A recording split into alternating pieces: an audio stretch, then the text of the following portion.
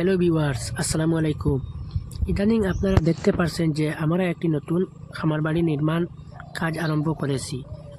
এই কাজগুলি আমরা এই নতুন খামার বাড়ির শেড বানানোর জন্য এবং সাইড বেড়া দেওয়ার জন্য করতেছি। এই কাজে আমরা দিনে সময় দিতে পারছি না, কারণ এই সিজনে খামারে অনেক কাজের চাপ থাকে।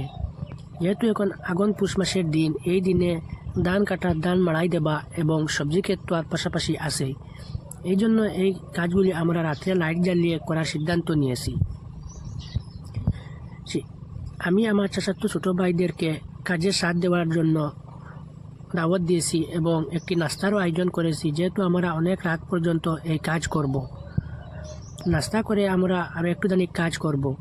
ধানগুলো পেকে যাওয়া এই কাজগুলো আমরা দিনে করতে সম্ভব হচ্ছে না, এই জন্য আমরা এই কাজগুলো রাত্রে করার সিদ্ধান্ত নিয়েছি। নাস্তা করে আমরা আরও একটু খানিক কাজ করব, যেহেতু অনেক কাজ বাকি রয়েছে। আমরা 4-5 দিনের মধ্যে এই নতুন খামার বাড়িতে শিফট হয়ে যাব।